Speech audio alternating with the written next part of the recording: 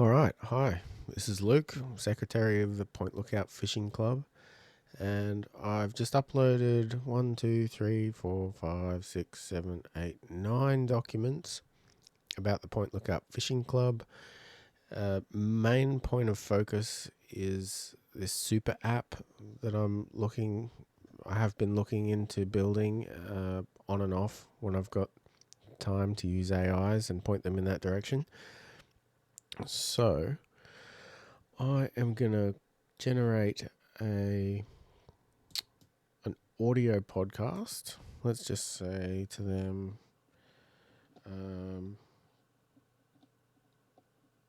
main focus is the super app development and in both technical jargon and simple speak.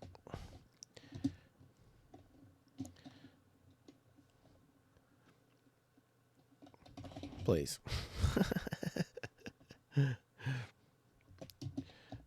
But also give a full run down on the club and North Stradbroke Island.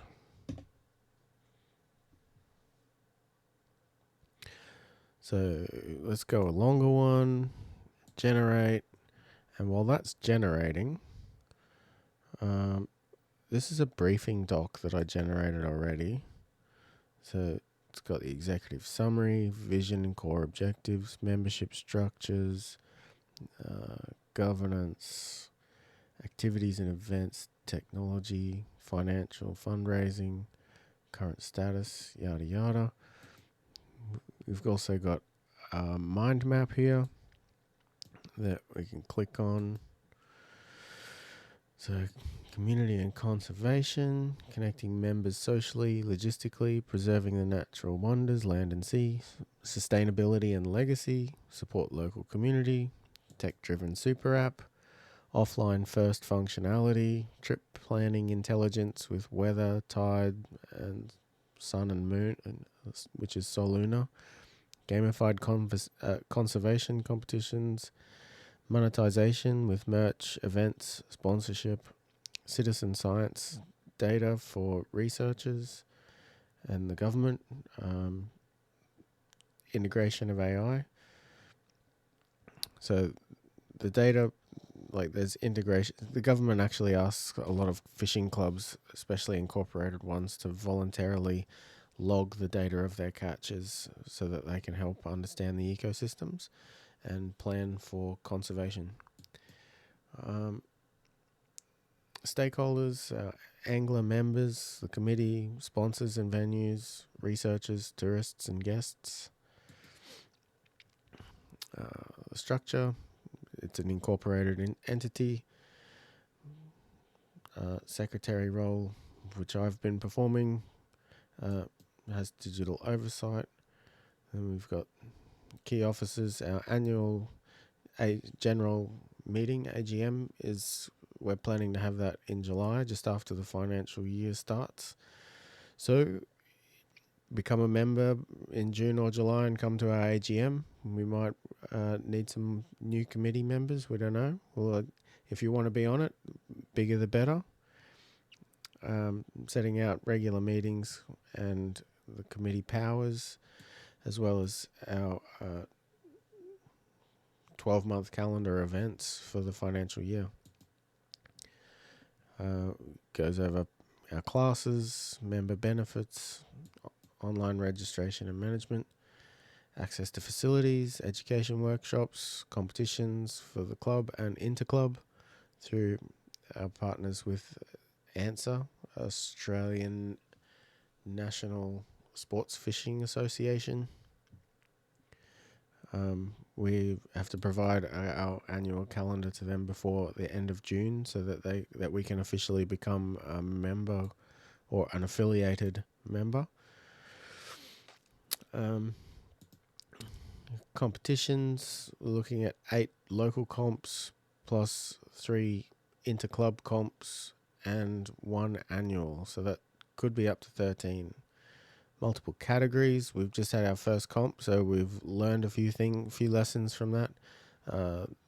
The what did we learn has not been added to this. This was developed before our comp on the 14th and 15th of June. So all the data goes into education, safety, regulations, AI. We're planning an annual camp out. We haven't set that date. We're still working out which school holidays, whether it's September school holidays or the New Year, Christmas, New Year, the summer holidays. Conservation efforts. There's so many different things that we can look at, from creating artificial reefs, hatcheries, building seagrass beds. There's lots of ways that we can get grants from the government and work with other research institutions to collaboratively do these, rather than it just being one entity but a group of entities. Much easier to get things to get large groups of people and significant funds to make it happen. The super app, offline first, because if you're out on a boat, or like there's lots of places on Straddy where you're not going to get any reception. So the architecture in computer language, app features, GPS, offline tiles, selective sharing, trip planning tools, catching, logging, and species ID, because how we run our competitions is based generally on photos of the length of the animals, so that we can have catch and release, and people just keeping whatever legal fish that they want for their own food, but otherwise catch and release. That helps with data collection as well.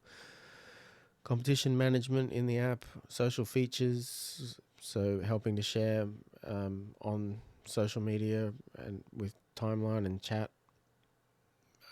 Merch store, membership management, so future committee don't have to do so much work, and it's all kind of streamlined and happens with automatic calendars and alerts and all that sort of stuff. The custom AI assistant, Phineas the dolphin, which I created, I voice, I animated, and he'll be integrated as a custom GPT into the super app as well.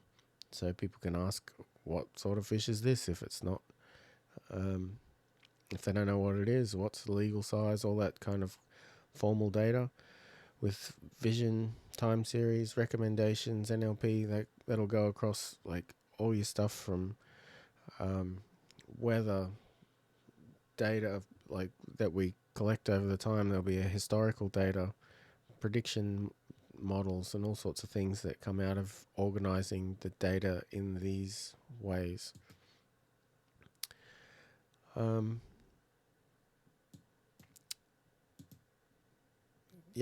So there's plenty of information about grants and fundraising.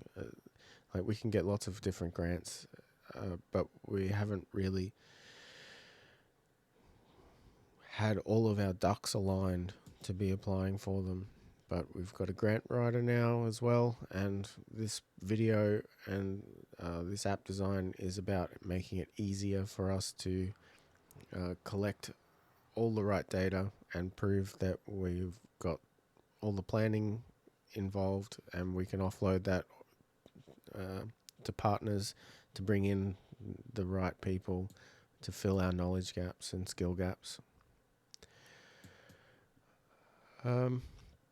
Next steps for the app: wireframes, further schema, database definition, offline syncing, proof of concept, the deliverables over the minimum viable product, going through the beta feedback, and then having a public launch prior to, hopefully we get all this done before our first like big annual, so it can be a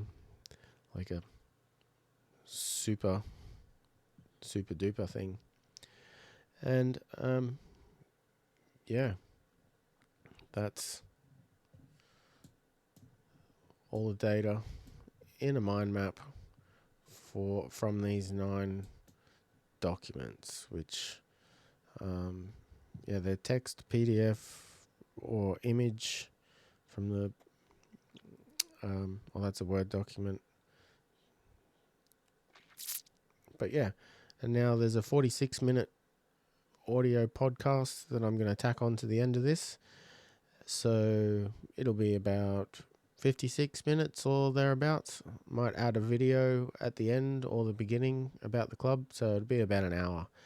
And I'll hand it off now to the 2 podcasters from Notebook LM. Oi,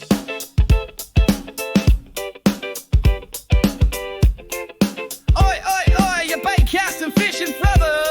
Point lookout fishing club's calling. You got your rods, your brag mats, your esky dreams. So let's get salty. Down where the dunes kiss the sea spray mist, where lines are cast and lips get kissed. From cylinder swell to the Bowsy beat, we fish with a grin and sand on our feet. Kids run wild with their rods held high. Grommets on a mission under Stratty's sky. The Bowsy hums with a ball in hand. The legends gather across this salt-stained land. Come June 40, 2025, rise with the light. Comps on mates, we're chasing bites. Catch them, click them smartphone style, then let them go. Let that beauty back if it ain't dinner, you know. We're the Point Lookout Fishing Club crew, fishing bold and free, with reels in hand and minds on community. Juniors, cadets, old salts too. 500 in prizes just for you. Thanks to myself's crew and the Bowsy. It's all about the fishing and camaraderie. 12 and under, cast for free. Cadets pay 10, adults a $25 fee. It's a catch and release, unless it's your meal. So take a photo and honor the deal. Photos in by 2:30 p.m. Sunday's bell. Then head to the Bowsy for that smoky smell. The barbecue's free, the yarns are hot. Even if you caught not, you still gave it a shot. Snap that catch, don't fake the tail. From the snow to the tip, the truth prevails. If it's not your dinner, let it go, so the next young fish show gets their show. We're the Point Lookout Fishing Club, salty and proud, with our hearts in the waves and our cheers out loud. Most obstacles, Stratty soul. The comp ain't just fish, it's what makes us whole. Catch, care, and community, that's the legacy of Point Lookout. We wanna see, let us swim free, let the island be our ocean playground, wild and free.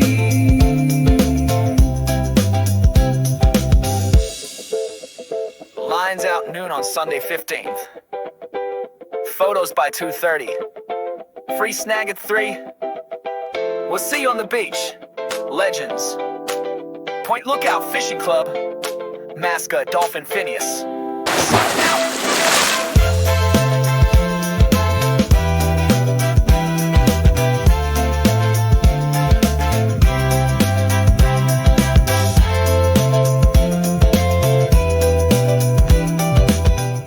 Imagine for a moment being right there at the very beginning of something, well, really quite special, launching a brand new community club. Mm-hmm. But this isn't just any club. It's, steeped in rich tradition, yet it's designed from the absolute ground up with a profound commitment to conservation and remarkably cutting-edge technology. Yeah, it's quite the combination. This isn't just a hypothetical thought experiment. It's the incredible unfolding story of the Point Lookout Fishing Club on North Stradbroke Island. And this deep dive specifically is really tailored for you, Luke. You're the secretary of this ambitious new club. We've got your entire kit and caboodle right here today. The whole thing. The whole lot. Yeah. The meticulously crafted constitution, all the detailed meeting minutes from those, foundational discussions, comprehensive plans outlining everything from events to conservation efforts, and maybe most fascinatingly, those incredibly detailed notes on the digital super app you're diligently building. It's seriously impressive. It really is. An exceptionally impressive stack of material that truly shows the immense foresight and, frankly, the effort behind this whole endeavor. Absolutely. It's a remarkable body of work. So our mission today is to, well, unpack all this amazing groundwork you've put together. We want to help consolidate these diverse elements and hopefully make it even easier for you to articulate this incredibly ambitious foundation to your committee and the wider community. We're going to delve into the intricacies of the club's operations, explore its deep and, intrinsic connection to North Stradbroke Island, and of course, spend a significant amount of time on that captivating digital super app at its core. We'll break down both its grand vision and its technical sophistication into hopefully clear, actionable insights. And it truly is a huge milestone for the club right now, especially with your first official fishing competition successfully scheduled for June 14th and 15th, 2025. Just around the corner. Exactly. That marks a significant achievement after navigating those earlier unfortunate cyclone delays and, a few initial teething problems that always happen. Always. You've clearly invested an impressive amount of groundwork, Luke. And our goal with this deep dive is really to illuminate the dedication behind it all, helping you spotlight this monumental effort. So let's unpack this. Every truly impactful organization, it starts with a clear purpose, right? A why that resonates deep within its community. For the Point Lookout Fishing Club, Luke, your sources, they articulate a vision that goes far beyond just, casting a line. Let's really delve into the soul of this club. What's the big vision driving this whole enterprise? Yeah, looking across all the sources you so generously shared, the core vision of this club is, well, it's beautifully and comprehensively articulated. It's a blend that seamlessly weaves together, and I'm quoting here, fun, friends, comps and prizes, learning and teaching, community pride, conservation, and data analytics. That's a lot rolled into one. It is. And what's fascinating here is that it's clearly much more than just a place to fish. It's a multifaceted entity with a comprehensive social purpose and a remarkably forward-thinking approach to leveraging data and technology. It's about building a community that extends way beyond the water's edge. And it's not just, an aspirational statement written on a whiteboard somewhere. This vision is formally enshrined directly in the club's official objects, right there within its constitution. Exactly. That gives it serious weight and long-term direction, doesn't it? It absolutely does. And this isn't just about adopting technology for technology's sake. It feels like a strategic decision that embeds continuous innovation into the club's very DNA. It could almost be a blueprint for future community organizations, fundamentally different from how traditional clubs often operate. Right. The Constitution clearly states the club aims to promote recreational fishing, specifically around North Stradbroke Island, organize regular local events, and plan an annual marquee competition. That becomes a cornerstone event for the community. Crucially, it commits, in writing, to educating members on sustainable practices and making tangible contributions to marine ecosystem preservation through dedicated conservation efforts and strategic partnerships. This means conservation isn't an afterthought. It's not just bolted on. No, it's foundational. It's a foundational pillar from day one. So we have this visionary why and a clear legal Standing the Point Lookout Fishing Club, Inc., ABN 58659158278, proper entity. Yep. What about the people? How has the club's governance evolved from those initial organizing meetings, and who's leading it now, bringing this grand vision to life? Yeah, the sources show a very thoughtful and clear progression. The club has matured from an initial temporary organizing team, the ones who got all that foundational work done, to a formally elected committee that's confirmed by the April meeting minutes. Okay. The current leadership is a robust 8-person committee. It comprises a president, vice president, treasurer, vice treasurer, secretary, vice secretary, and 2 general committee members. This structure, it speaks to a deliberate distribution of responsibilities, doesn't it? It does, spreading the load. And your role as Secretary, Luke, it seems particularly modern and forward-looking. It really is. Beyond the standard secretarial duties, calling meetings, keeping minutes, handling mail, maintaining the member list, the Constitution explicitly designates you as overseeing digital platforms and AI and ensuring the weighted voting system functions correctly. That's a pretty unique blend of traditional admin and cutting-edge tech oversight. It truly highlights the club's early and deliberate embrace of technology right at its core. This isn't just about having an app tacked on. It's about embedding technological oversight into the highest levels of governance. That's a key differentiator for the Point Lookout Fishing Club, I think. Definitely. Now let's talk about membership. It seems like the club has really thought deeply about catering to a diverse spectrum of people, ensuring inclusivity, while also recognizing the unique aspects of an island community. They've certainly created a comprehensive and flexible range of membership types. designed to appeal to various levels of interest and commitment. There are founder lifetime options for both island residents and non-residents, signifying that long-term buy-in. Right, the real early adopters. Exactly. Then you have annual adult memberships, similarly split by residency. Alongside those are annual cadet and annual junior options for the younger enthusiasts. Getting the kids involved early. Crucial. And for those who maybe just want to participate in specific events, there's a casual membership for competitions and even a social membership for individuals who want to be part of the community and its activities wethout necessarily, wetting a line. That covers pretty much everyone. Yeah. And the cost structure is very clearly laid out, which is incredibly helpful for accessibility and transparency.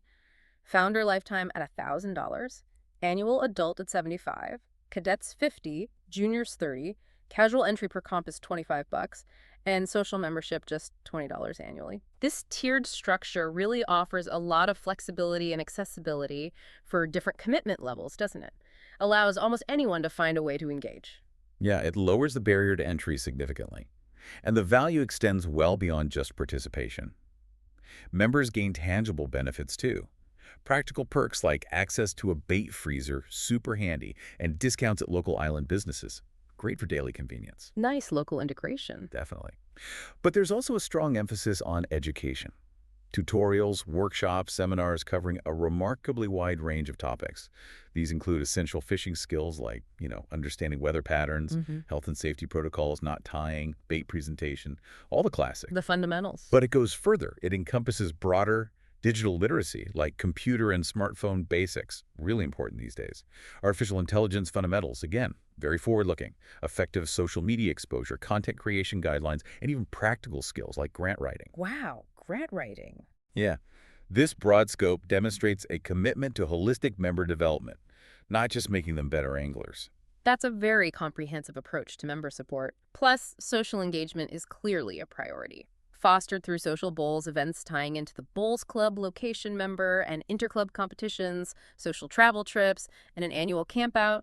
Sounds like fun. Definitely builds that camaraderie. But what truly stands out and is quite unique is that weighted voting system you mentioned for adult and lifetime members.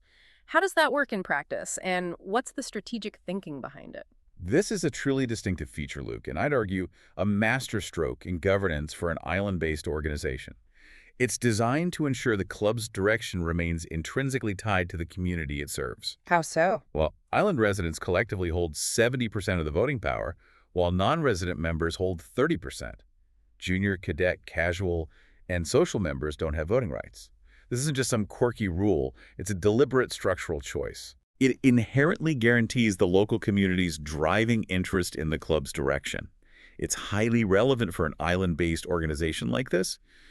It helps prevent, external interests from potentially dictating the club's course, ensuring its actions are always aligned with the best interests of Stratty and its residents. So the people who live and breathe Stratty really have the primary say in the club's future. That makes sense. And speaking of location, the Point Lookout Bowls Club, 75 Dixon Way, Point Lookout, North Stradbroke Island, that serves as the confirmed regular meeting place. Yep.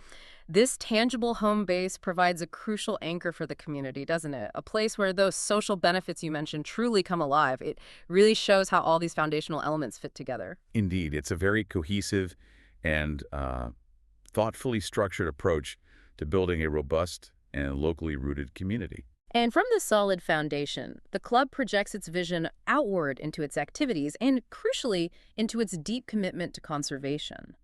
So how does the annual calendar look in terms of competitions, and how serious is the club about protecting the marine environment that makes North Stradbroke Island so special? Well, the plan aims for an ambitious 12 competitions per year. That's quite a schedule for a new club. One a month, basically. Pretty much. Ensures continuous engagement.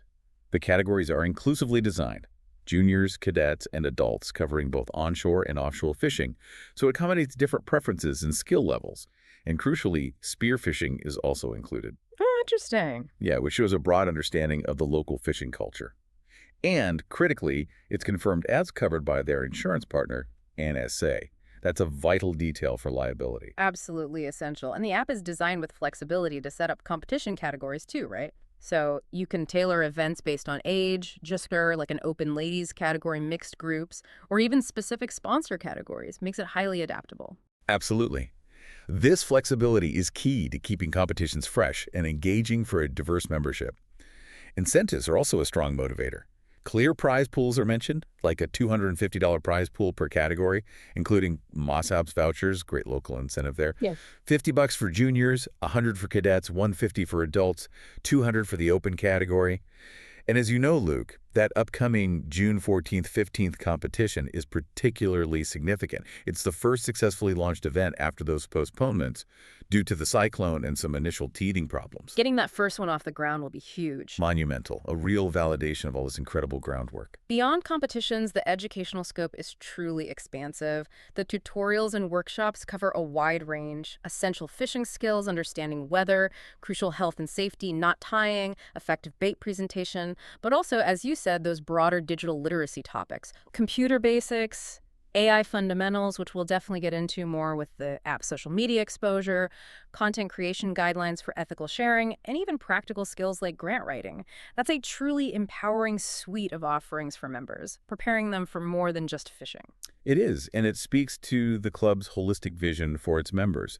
And what's particularly impressive, Luke, and I think a defining characteristic of this club, is the deep commitment to conservation. It really comes through in the documents. It does. It's not merely a checkbox or a side activity. It's a central, proactive pillar of the club's identity.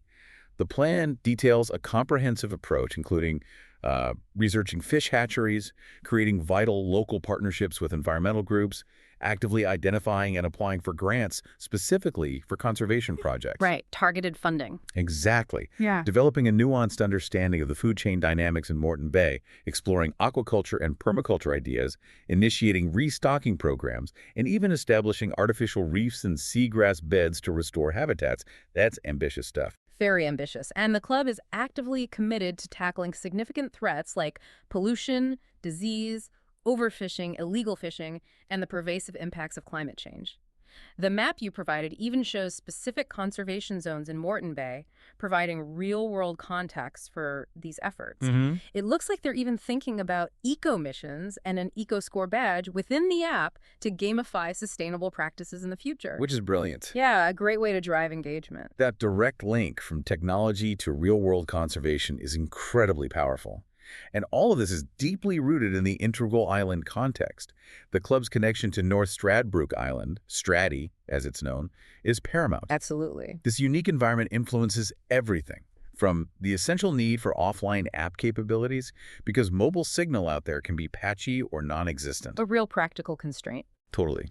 To the strong local community focus evident in the governance structure, and, of course, that critical, unwavering emphasis on marine conservation. The island isn't just a location, it's part of the club's very identity and dictates many of its operational and strategic choices. With such a clear vision for community, conservation, and competition deeply tied to Stratty, it quickly becomes clear that a traditional club approach just wouldn't cut it, would it? No way. This ambition demanded something truly innovative at its core. And that brings us squarely to the digital heartbeat of the club, your super app, Luke.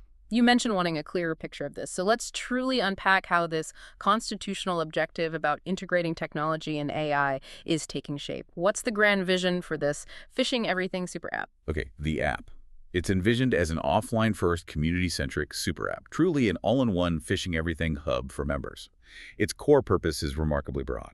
Empowering PLFC members with vital trip planning intelligence, things like salooner tables to predict optimal bite times, real-time weather updates, tide charts, up-to-date fishing regulations, all that critical info. Essential stuff. Beyond that, it aims to foster social connection among members, manage competitions seamlessly, facilitate merchandise sales and sponsor engagement, and critically, collect vital conservation data for citizen science initiatives and robust grant reporting. That data piece is huge for grants. Massive.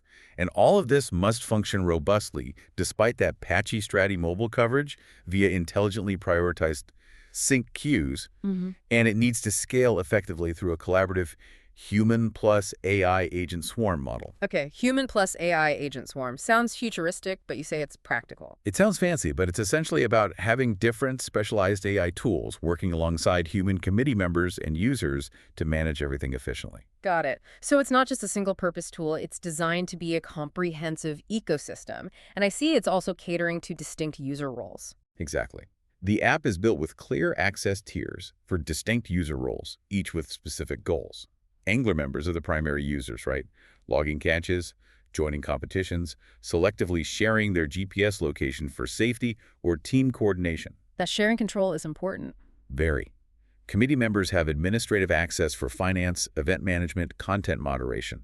Sponsors and local venues can use it for promotions and mapping their locations. Research partners can access anonymized data exports for environmental metrics, supporting scientific studies. So real scientific value, too. Potentially, yeah. And even tourists or guests can access day pass features, public map layers, and gear booking. This multi-role design ensures the app serves the entire community ecosystem around the club. Now let's talk about that offline first imperative. This sounds absolutely crucial because, let's be honest, out on the water or in various parts of North Stradbroke Island, mobile signal can be unreliable or even non-existent. How does the app tackle that fundamental challenge? That is the fundamental challenge, Luke, for any digital tool in this unique environment. The solution is designing the app to be truly offline first. This means its core functionality must work perfectly even without an internet connection. Okay, explain that simply. Think of it like your phone's camera roll. It always saves your photos instantly, right, regardless of your signal. It only uploads them when you get back online. Similarly, key data, like detailed maps in a compact format called MB tiles, are stored directly on your phone when you first download the app. So if I'm out fishing and log a catch or mark a new spot, boom, it's instantly saved to my phone's local storage. No risk of losing it if the signal drops. Precisely. Your valuable information is never lost due to a patchy signal. Then once you regain an internet connection, say you get back to the bowls club with Wi-Fi or hit a strong 4G, 5G spot, the app employs a smart outbox system. An outbox, like email. Kinda, yeah. It automatically starts sending all your saved offline changes up to the main club database in the cloud. Supabase is the suggested cost-effective and scalable option for this back-end database. This whole process is designed for what's called eventual consistency. Eventual consistency. It just means data syncs up reliably whenever a connection becomes available. So while you might not see everyone's updates the instant they happen if they're deep in a signal black spot, you can trust that all data will eventually line up perfectly, ensuring integrity and accuracy down the line. That makes a lot of sense. It patiently waits for a connection and then efficiently offloads everything. What's the technical magic behind making that so seamless and reliable? Okay, getting a bit technical now. The data is stored locally using robust browser technologies like IndexedDB or Local Forage. These act like super efficient hidden databases directly on your phone's storage, instantly recording every piece of data. Behind the scenes, a sophisticated piece of code called a service worker and something called the background sync API handled the complex process of sending that data. The service worker is like a tireless, unseen assistant on your device, constantly managing the flow of information. Always running. Pretty much, yeah, when needed. And the background sync API is like a smart postal service. It patiently holds onto your messages when you're offline and automatically sends them the moment you reconnect, even if you've closed the app. It also intelligently retries sending if the connection drops and merges offline updates with any real-time changes that might have occurred while you were offline. That sounds pretty smart. And for large files like photos and videos, you mentioned it's clever about that, only syncing the basic info quickly and waiting for a better connection for the big files. Exactly. That's thoughtful engineering to conserve people's mobile data plans. Yeah. Only the metadata, so information about the photo, like its location, species, date, time, is quickly saved and synced offline. The actual media files, the photos and videos themselves, they get compressed on the device first. Compressed how? Using clever browser tools like Image Bitmap for images and something called FFmpeg for video. Then their full data-heavy upload is strategically deferred until a stronger connection, preferably Wi-Fi, is detected. This dramatically saves the user's mobile data and ensures a smoother experience overall. And it even prioritizes what gets uploaded first based on user roles or how critical the information is. That's really thinking about operational efficiency, especially during a comp. Indeed, it's a critical feature for effective club management during events. This is done through prioritized sync queues.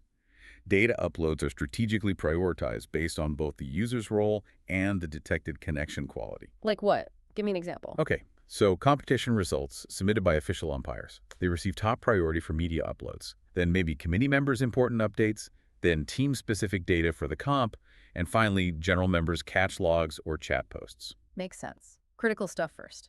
Exactly. This ensures vital operational data gets through first when bandwidth is limited, like during a busy competition weigh-in. Behind the scenes, there's a connection monitor, watching the phone's connection status and running speed tests, while an outbox processor intelligently batches uploads by priority and connection to your Wi-Fi beats 4G, 4G beats 2G. It's all about maximum efficiency in challenging network conditions. That sounds incredibly robust and really well suited for the unique environment of North Stradbroke Island. Okay, moving to maps and location intelligence, this seems to be far more than just a simple dot on a map. It feels like a real situational awareness tool. It is much more. The mapping system allows members granular control over their location visibility.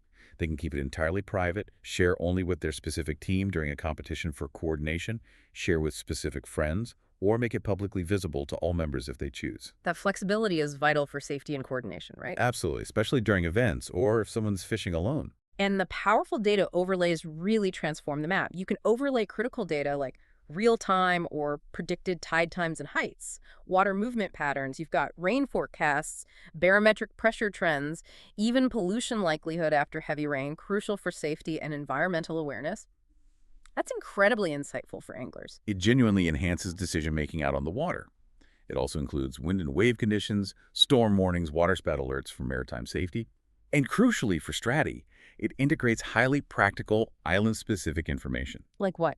Real-time beach conditions for 4WD access essential over there.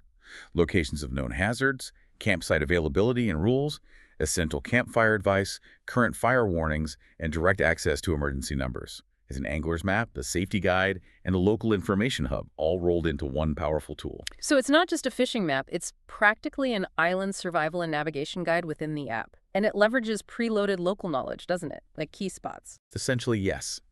Key fishing spots and landmarks around Strati are preloaded. Well-known areas like Amity Point, the Pin, Main Beach, Cylinder, Home Beach, Deadman's, Adderrock, Frenchman's Beach, Flinders Beach, all the usual suspects. It also clarifies for new visitors that while Amity and Dunwich have jetties, Point Lookout itself does not, a practical piece of local wisdom for visiting anglers. Good tip. And it helps integrate the club with the broader community by displaying locations of local businesses and services, like the Bowls Club, emergency services, shops. Exactly. The Bowls Club, Rural Fire, Surf Life Saving, police, VMR, ferry terminals, cafes, the brewery, seafood shop, butcher, various camping grounds. It effectively makes the app a comprehensive island guide, boosting local engagement and supporting local businesses. It truly becomes a central island resource. What's the tech behind that map? Technically, it uses open-source mapping libraries like Leaflet and Maplibra for efficiently rendering those MB tiles map files, which are perfect for offline mapping. It also supports GPX and CSV import-export, meaning users can bring in their own historical track data from GPS devices or export log trips for analysis elsewhere, fostering a deeper connection with their fishing efforts and data. Very cool. Now for what sounds like one of the most exciting and perhaps fun features, AI and Phineas, the fishing mate, your digital companion. What's the concept here, Luke, and how will Phineas evolve? Okay, Phineas, the fishing mate. Yeah. He's envisioned as an AI agent integrated directly into the app, your friendly digital fishing buddy, based on a custom ChatGPT model. A fishing chatbot. Essentially, yeah, but hopefully smarter. In its current and MVP capabilities, Phineas is already quite useful. It can offer fishing tips highly relevant to the current weather and tide conditions, provide quick checks on weather or tides if you're unsure, and even, as you noted, Luke, an essential feature, tell a bad fishing joke. Gotta have those. Absolutely. Provide some welcome relief on quiet days. It also acts as a virtual assistant for all club information, answering common FAQs instantly. That custom ChatGPT is already available online, so the core personality is there and being refined. But the long-term plan involves a much more sophisticated AI and machine learning pipeline, right? An entire ecosystem of micro-agents working behind the scenes. How will that truly transform the member experience? Yes, the long-term vision is an advanced AML pipeline designed to bring unparalleled intelligence to the app. This includes sophisticated computer vision, specifically a custom-trained model called YOLO-8. What does that do? It's designed to perform accurate species and size estimation directly from photos uploaded by members. Imagine snapping a photo of your catch, and the app instantly tells you that's a snapper, estimated at 45 centimeters. Yeah. Enhances catch logging accuracy and makes it effortless. Wow, that's impressive. Then there's natural language processing, using a fine-tuned GPT-4o model. Yeah. It won't just provide general chat tips, but could also summarize members' fishing stories, maybe transforming audio fishtails into concise, shareable logs. Audio fishtails. Love that. Yeah. And even predictions for optimal fishing times. That's leveraging data in a powerful way. Absolutely. Time series models, like Profit or maybe LSTM, will analyze historical catch data, weather, tides, moon phase, all sorts of factors to predict optimal bite times for fishing, give members a statistical edge. Nice. And recommendation engines, using techniques like matrix factorization, will intelligently target gear recommendations or sponsor offers personalized to members' preferences and past activities. Yeah. So you see relevant stuff, not just random ads. That's incredibly granular personalization, transforms the app into a genuinely smart assistant. Yeah. And these AI microagents, powered by OpenAI's O3 framework, what specialized tasks will they handle? These are highly specialized agents designed to handle very specific tasks, forming that collaborative human plus AI agent swarm model we mentioned. For instance, the Salooner Guru agent. Its whole job is to precisely calculate major and minor bite windows based on lunar cycles. Giving anglers a strategic edge. Exactly. The weather synth acts as an intelligent aggregator. It merges complex data from BOEM, tide charts, wind swell APIs into a unified, easy-to-understand environmental summary object for the app. There's even an AI for the sync process itself. That shows a deep level of integration and automation. Indeed. The Sync Optimizer will dynamically rank upload-download queues based on outbox metadata and real-time network information, ensuring the most critical data gets through first, as we discussed. Then you have Pack List Gen. Packing list generator. Yeah. Suggest personalized packing lists for fishing trips based on your user preferences, past trips, and the current forecast. Helps ensure you never forget essentials like sunscreen or, the bait. Handy. Reg Sentinel provides real-time warnings about closed seasons or bag limits based on catch entries linked directly to fisheries API data. Helps members stay compliant. And of course, chat host Phineas, the friendly GPT, handles the FAQs, tips, and that essential banter. It truly sounds like an entire digital ecosystem working together, AI empowering both the individual member and the club's operations. Are there any big open research questions or challenges you're tackling with all this advanced AI integration, Luke? There are always challenges when pushing the boundaries, right? A key open research question is ensuring the computer vision model's accuracy for fish species and size estimation under variable lighting conditions. A murky photo taken in low light versus bright sunlight. Yeah, consistency is key. Exactly. This is crucial for the reliability of the catch logging and any citizen science data derived from it. Getting that robust across different conditions is a non-trivial task. What about the other core features that make up this comprehensive digital ecosystem beyond the AI and mapping? Right, there's more. Membership management is a core component. The app seamlessly integrates the sign-up process, collecting all necessary info for nonprofit requirements. Makes it super easy for new members to join. It also includes planned features like committee calendar reminders for member birthdays. Oh, nice touch. Yeah, potentially enabling small, thoughtful gifts shows the club genuinely cares about its community on a personal level. And a merchandise store built right into the app. Great way to build brand identity and generate revenue. Yes. A static store page is planned for the minimum viable product, or MVP. Listing product categories like club clothing, accessories, fishing gear, drinkware. Future ideas are even more engaging. Custom brag mats, beanies, hoodies, stainless steel bottles members can proudly display. Building that club spirit. Totally. To boost engagement and ownership, features like personal wish lists, member suggestions for future products, and even gift registries are proposed. Turns the store into a more interactive community feature, not just a shop. That's a great way to deepen member connection and loyalty. How about competition and event management? This sounds like it could significantly reduce the administrative burden for the committee. Oh, massively. Yeah. The app is designed to streamline event organization dramatically. It features a clear calendar view for upcoming events, online registration and payment, and even a system for volunteer signups. Makes participation easy for everyone involved. It fully supports those flexible competition categories we discussed earlier.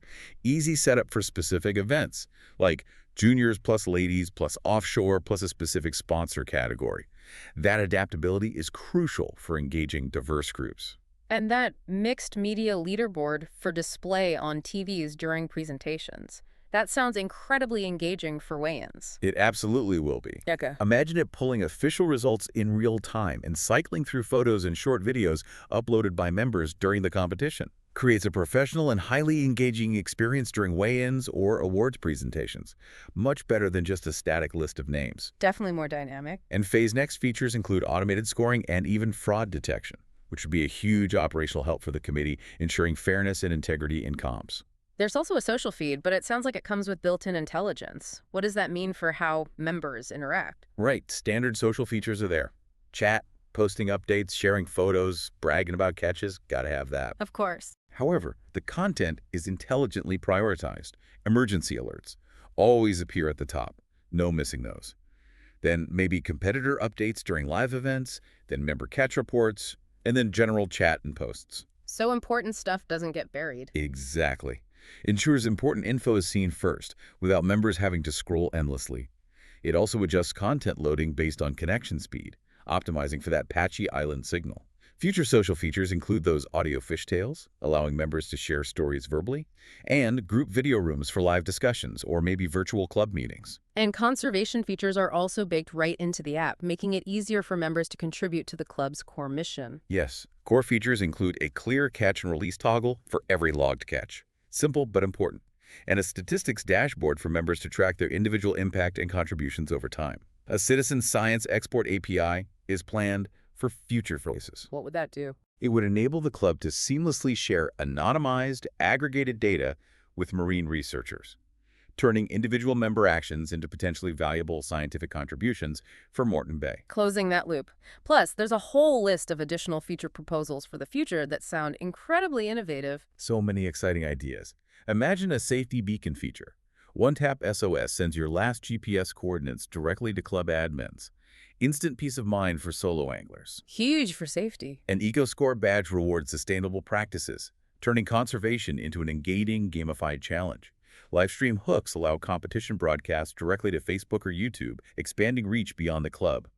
An AR mode using WebXR could let you overlay virtual buoys or hazard zones onto your camera view. Augmented reality fishing. Could be. Silent Disco Sync might enable guided night fishing tours with audio instructions. Native shells wrapping the web app using Capacitor would provide proper iOS pull notifications, and hardware integrations like Bluetooth-enabled scales or measure boards could auto-log weight and length directly into the app, completely streamlining catch reporting.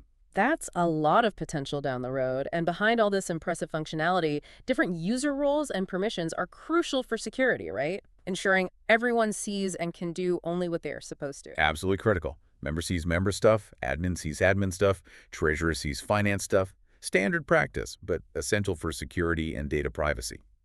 So while the app's vision is grand, the technical underpinnings are equally robust and thoughtfully engineered. How are they simplifying the how for such a complex platform, Luke? What's the tech stack? Okay, the tech.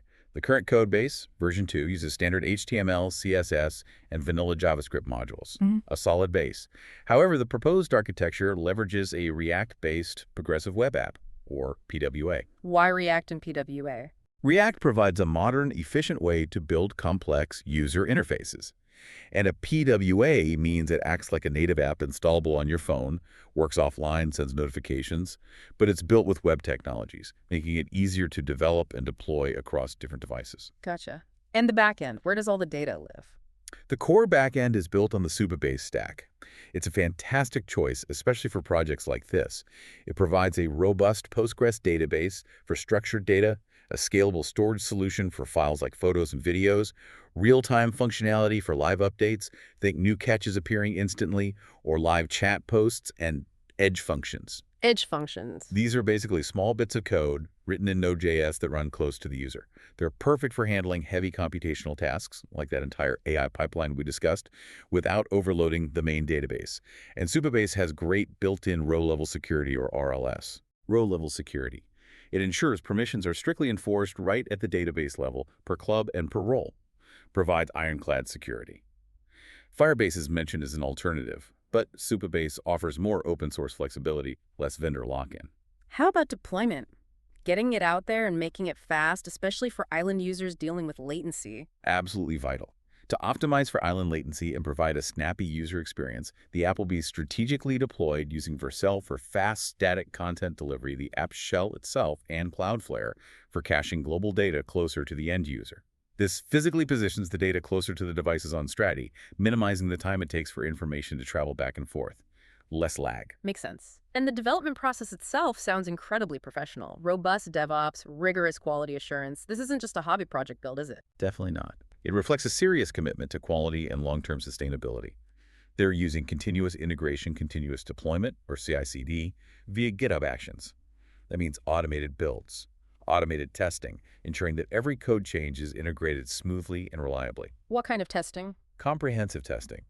Vite for fast unit tests, Playwright for robust end-to-end tests that simulate actual user interactions across the entire app, and Lighthouse for PWA audits to check performance, accessibility, and best practices. Observability and telemetry are also deeply integrated. Meaning tracking performance and errors? Exactly. Open telemetry traces, Superbase logs, Sentry for detailed front-end error monitoring so they can quickly see what's going wrong and fix it. And infrastructure as code, using Terraform or Pulumi modules, is planned for managing the entire cloud setup in a scalable and repeatable way.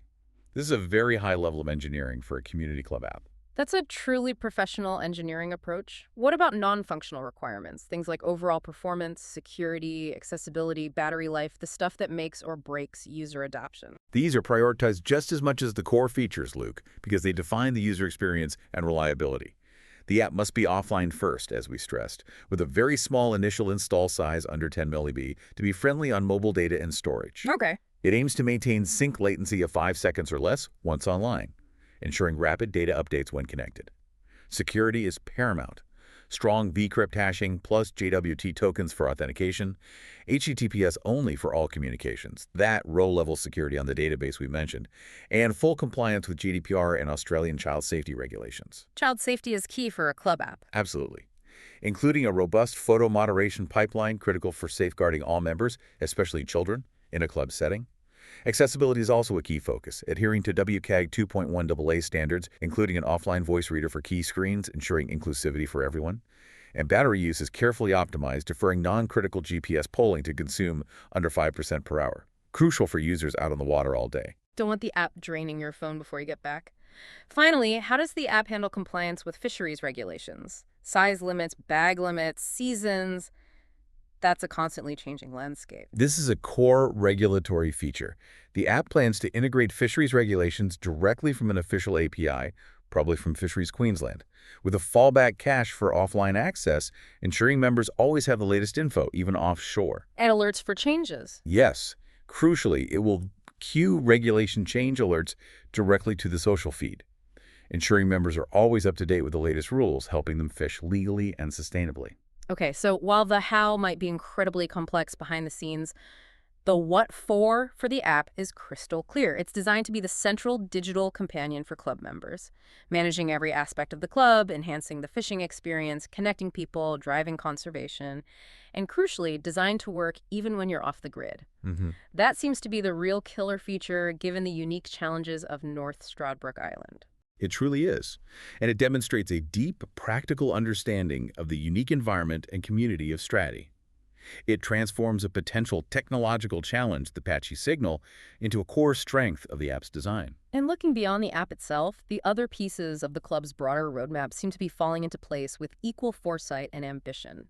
This is more than just a digital project. It's a full-fledged community-building initiative. They absolutely are intertwined. A basic website, pointlookoutfishingclub.com, is already live, serving as a public face, complemented by a strong social media presence across Facebook, Instagram, TikTok, YouTube. They've even started discussing language protocols for posts. Really, attention to detail. Demonstrates meticulous attention to detail in their public digital presence, ensuring a consistent and professional brand right from the start. Grants and fundraising are obviously a monumental push for any new organization aiming for this scale. What's the strategy here? Securing grants and robust fundraising is a significant and active focus, as it has to be.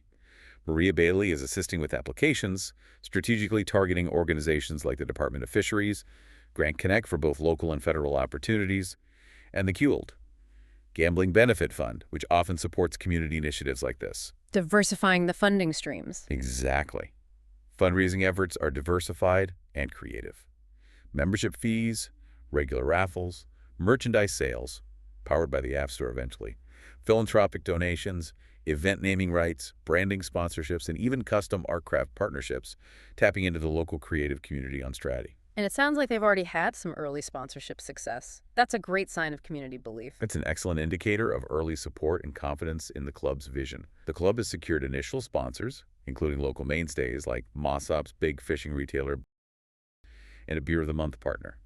Shows strong early support from local businesses. Good momentum. And the February minutes also highlight a proactive Indigenous engagement initiative, another incredibly important community link the club is forging, ensuring respect for local Quandamooka heritage and building a truly inclusive foundation from the outset. So when you look at the club's roadmap, you can clearly see how all these ambitious parts fit together into a cohesive whole. What are some of the future assets and ambitions the club is aiming for, Luke? What's on the wish list? Oh, the club has an extensive asset wish list that reflects both immediate operational needs and grand future ambitions. It includes essentials like a professional leaderboard for competitions, a dedicated weigh station, market tents for events, merchandise displays. The practical stuff. The practical stuff. But it also includes more advanced items like club mobile devices and laptops for admin tasks, drones potentially for research and content creation like filming comps, a fish hatchery aquaponics system for conservation efforts, fishing equipment for hire to encourage participation, storage containers, and eventually club-owned boats and trailers to support offshore activities and maybe training. That's a big step. And those twin all-weather big screens. A $45,000 investment for two massive LED screens that can combine into one huge outdoor cinema screen. Yeah. That's a serious ambition for a brand new club. Indicates a long-term vision for community engagement way beyond just fishing, doesn't it? It speaks volumes about the scale of their vision for community events and outreach. And the strategic timeline lays out clear milestones, demonstrating a well-thought-out progression.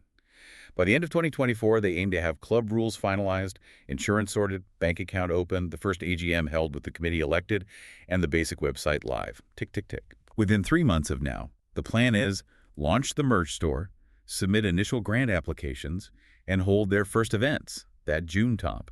Within 6 months, focus on annual event planning, securing hatchery partnerships, starting biannual reporting. Within 9 months, hold the next AGM, set the date for the 2026 annual event, refine financial projections. And within 12 months, the focus shifts to expanding club assets, exploring renewable energy initiatives for sustainability, and implementing additional conservation efforts. It's mapped out. It's truly impressive how all these elements, the club's robust governance, its diverse and inclusive membership, the dynamic activities, that profound conservation ethic, and this incredibly ambitious digital strategy are designed to interweave seamlessly. This isn't just a collection of disparate initiatives, Luke. It's a cohesive, living vision for a modern community club, leveraging technology to enhance every single facet of its operation and mission. It really could be a blueprint for the future of community organizations. It's a very well-structured, comprehensive, and forward-thinking foundation that brilliantly balances tradition with true innovation. Looking at everything you've put together here, Luke, it's genuinely impressive for a brand new club. The foundation is incredibly solid, exceptionally well thought out, and demonstrates, frankly, a rare level of foresight. It really does. The blend of traditional club life with this ambitious digital strategy and a strong conservation ethic is truly quite something. All this groundwork has meticulously set the Point Lookout Fishing Club up exceptionally well as you move into this next crucial phase of actually running events and building the active community. This deep dive, we sincerely hope, has helped pull all those intricate threads together into a clearer, more consolidated picture, making it easier for you to communicate this powerful vision and detailed plan to your committee and the wider community.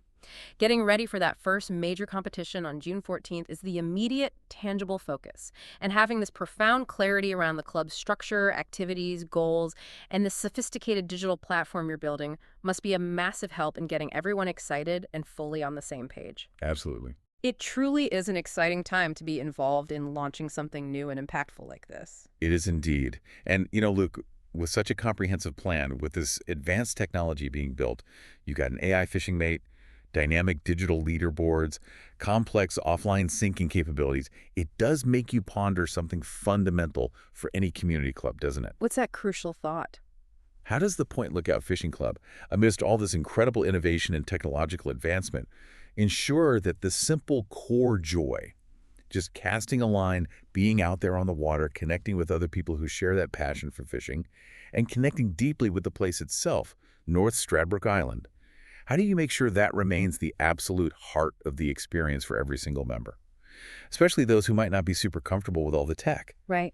How do you keep that fundamental, tangible connection to the sport and the environment front and center, ensuring the technology serves the human experience rather than potentially overshadowing it? It's a beautiful and maybe critical balance to strike. So just finishing off from the video, to answer that last query from the Notebook LM podcast crew, when technology is sufficiently advanced and designed to absolute finite detail, it pretty much gets out of the way, and the true essence of what we're trying to shape is back in the foreground. So the joy of being in the environment, being with your friends, competing with people, learning new skills, seeing beautiful places, and having an enjoyable time, that is center stage. And the technology is just making it easier, and it gets out of the way in the end. So I hope you enjoy this technical overview of Point Lookout Fishing Club and the super app that I've been designing. I hope it gives you some ideas for some other things about a Strati Everything app and how it could be used in other communities and for other clubs. And hopefully you'll want to join the club, go fishing, have some fun, and maybe support this project and the team and the community a little bit more. See you out there, legends.